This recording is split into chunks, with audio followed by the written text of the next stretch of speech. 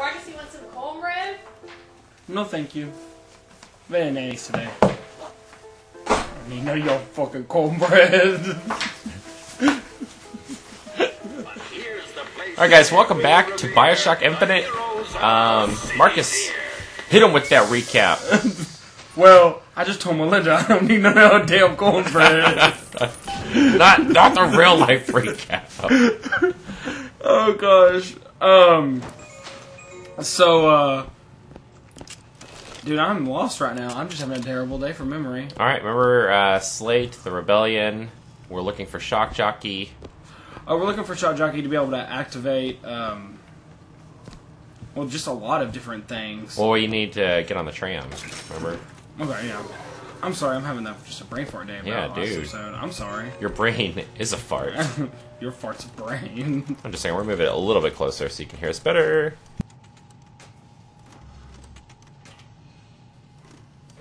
Alright, vending machine. I don't need that. Well, lockpicks, maybe. Devil's Kiss aid. We got not enough cash for that. What do we got here? Oh. Alright, you know he dead. It's nice we can search the desk right there. What is this? The armory.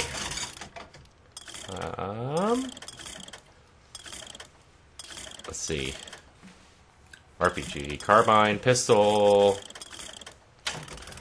Nothing yet. That I want to dedicate money to. Let's check out the box phone though. Oh, show. They'll call us assassins when our work is done. Cornelius Slate, the swift left hook of the Vox Populi. We'll be trading Comstock's life for a new one. So be it. The Fitzroy woman and I are comrades of necessity. I doubt all the men who reddened Caesar's toga would still be seen breaking bread together in peacetime. With Comstock gone, my men's past deeds will be sacred, and they will claim the spoils due them. I need not live to see it. Alright. Tired of waiting around. Wait a minute.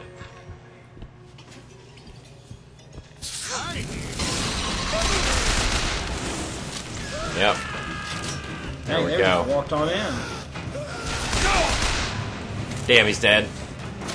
They did. I could hear their voices and was like, oh, that's not good. Alright. Let's get back over here, though. This is where we were. Wait.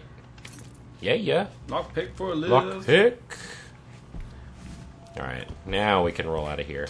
So the basic gist I'm getting of this game, if you went with just like the most basic plot, is that you came to rescue Elizabeth and you find this floating city of Columbia in the sky, and you find out very quickly that they are almost, white supremacists. We are the future of America. We are heaven. They very much think that this is like perfection and it's their own little community. But within their community, their workforce has created their own little group called the Vox Populi. Vox Populi are just, very against Comstock. Our prophet, Father Comstock, commander of the 7th Cavalry. That man did not lead the 7th. Hell, I don't even remember the guy. Corporal DeWitt proved his worth on the field that day. Well, I'll be. Slate? Is that you? You've always been different, haven't you, Booker? You crave no glory. Look, I see you're caught up in some kind of jam here. If you could see fit to let us through to where they keep this shock jockey, then we'll... That tin soldier, Comstock, once my boy's dead. We won't die at his hands. There's going to be trouble. All my men have left is a choice. Die at the hands of a tin soldier, or a real one! Alright, let's go.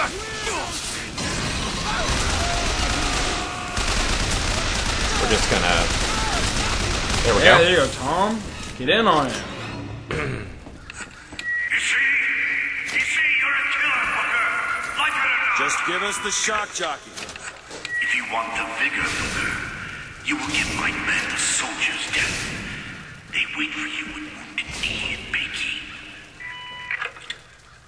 Alright, you want us to kill? We'll kill. We're good at it, bro. I mean, in this case, it's kill or be killed, you know. Do you want to go back in that room? Yeah. Thank you, bro. Good call. Good call, good call. I mean, what would you do morally in this situation? Morally? Yeah. I mean, you came... Well, one, you came here to do something to take care of yourself. Also, you're being, you know, attacked. Killed. Yeah. I mean, Yeah. like you said, kill or be killed. You know. Plus, it seems like you're in the middle of something way bigger than us. Yeah, we're like simply caught in the middle here. Here we go. And that comes down to simply the fact that Elizabeth can... I know I talked about this off screen Which one? with you. Salt it up. Alright. Start using those salts more. Get on top of that. Feel better already. Yeah, you Feel do. better already. Love it. Love it. You know, we talked about, like, Elizabeth is opening these what she calls windows. Or maybe doorways. What are they? The tears. Tears. But they're like windows and doorways, and what at first we thought was that they were tears in just, like, time. Like, one of the first ones we saw, she tore into a painting created a tear in front of a painting of Paris, and it showed the same street, but there was modern vehicles, and they were playing Return of the Jedi. Yeah. You said Which Revenge it of was? the Jedi. No, it was Revenge of the Jedi originally. Yeah, originally Revenge of the Jedi. But I don't think it's ever released under that. No. I know. I actually know somebody who has a Revenge of the Jedi poster. You were telling me that like a Kristen's- while back. Kristen's Keep you fiance stocked or with husband. both bandages and ammo, but the right materials aren't always at the end. Defeat Slade's men.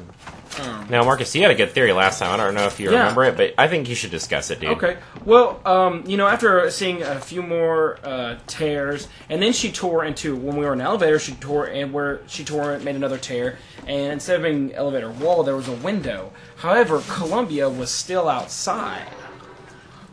And the bird, I've just forgotten the bird's name. Oh, he Boxer is... Rebellion. What happened there? In Peking, it was my hand that put the city to the torch. Of course, that's not how Comstock tells it. The Songbird is what you were looking for. Yeah, the Songbird. The Songbird still is, you know, like willing to attack us, but everything just looks somewhat different. Elizabeth also discussed it several times how sometimes when she in fact, she actually said that she doesn't create the tear, she just opens the tear, that she can see it already there. Sometimes things aren't that different. Sometimes there's just a different colored towel there, or instead of tea, there's coffee. And so it got me thinking, because I read way too many comics and watch Stargate SG-1 enough and plenty of sci-fi shows where they do plenty of this. I feel like the tears aren't just openings in time and space. When I say space, I mean different like times, but also being tears to other places. Ooh. Melee. What's your comparison? Increase weapon damage by 50% on Skylines. I like this. Yeah, to use that. You're not using Skylines a lot. Okay, so... quick gear. Okay, now, back to your theory. So, I'm thinking, they are tears into alternate universes. Yeah, you were talking about, like, the multiverse theory. Yeah, I mean, just the idea of this... Which, for those that aren't familiar with that... Dang, bro, just walk on in. I know. The multiverse theory is the theory that on basically we're all within the exact same space are multiple universes. Think about if you've ever... I'm trying to think what the most basic form is. Back to the Future's not a good idea. Slanted eyes that did betray us with their lies until they crossed the righteous path of our prophet's holy wrath. If you've ever watched Futurama, there's an episode where they jump into the professor creates alternate universes in a series of boxes. And they also did this in Community. Ooh. Oh, really? Comstock led the Colombian troops to Peking. Comstock wasn't there! The boxers took my eye and 30 of my friends! Is there even a stone to mark that sacrifice? Yeah, I'm gonna give you a second. Distract during this part. Hold on.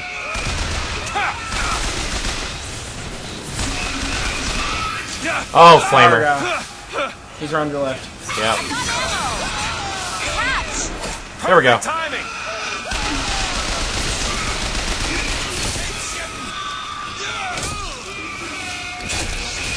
Woo! Alright, I hear a lot of... There we go. Oh, baby, you're holding some stuff. There we go. There we go. Wasted. Gone, bro. Okay. What? You see, young miss? You see the man that Comstock wishes he was? A real I soldier. don't want to do this, Slade. Just give me what I need. I will, after you do the same for me. Come and look for me amongst the ghost dancers. Wounded Knee. He means us to head to the other display. Can you hear Comstock's tin soldiers coming to silence us? But we are the true patriots.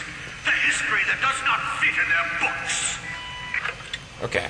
Anyways, is that there's just like there's all these existing within the same space and in the same time, or it's basically they say it usually different vibrational frequencies, or just like universes that can differ in that maybe in an alternate universe to ours, we didn't win World War II, so the universe. So basically, it deviates at that point in time. Now, it can deviate from any deviate conclusion from that any forks, right? point- So any decision. Meaning, like, what happens if you say no instead of yes, Yeah. and etc. And it's not usually just specific events. I mean, it could be just in that universe, everyone responded yes or no.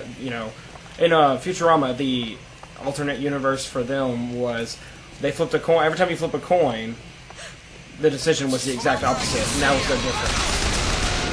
So sometimes differences can be small, sometimes it can be much, much larger. I mean, it's to the point where you can almost say that everything is an alternate universe of everything else ever created. Very cool. If you want to get deeper in that. So I'm really interested to see if they really if they do that, and if they do, if they utilize that to really cool effect. Because it's a really big idea. I mean, you might be onto something, It would be interesting. I can see that plotline getting a little convoluted, but in a good way.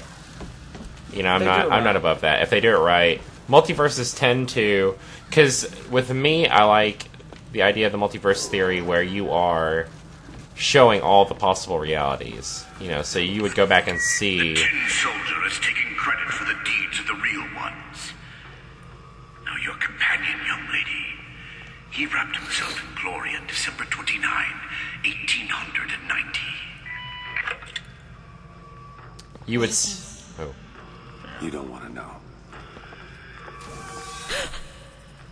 Now you would see like the reaction. So like I said, they did it in Community. This looks awesome, by the way. I like this. Jesus. Kind of thing where they are trying to determine who's going to get a pizza.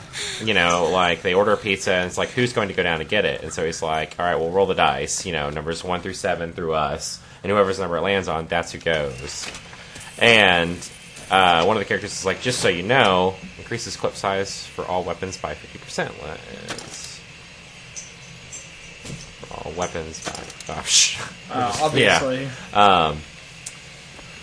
What ends up happening is, like another character's like, just so you know, you're creating 6 different timelines because from this point on, there's a different reality for each character that ended up going downstairs to get the pizza instead of staying inside at the party. You see what I'm saying? Yeah. Including this alternate timeline where, what happens is that character that acknowledges that ends up catching the dice and saying, no, let's not create alternate timelines. Well, you have to be really careful when you're talking about all this, because it's almost like talking about time travel. With hatchet red, they danced amongst our noble dead. But when our soldiers took the field, the savage horde could only yield. You can't get too deep into it and too far. You were there. That wounded knee. What's that? I can see it in your face. Tell her, Booker. Tell her how we strode that battlefield like the heroes of Sparta. I still hear the screams. This Comstock. Dead soldier! Here's the soldier I spoke of.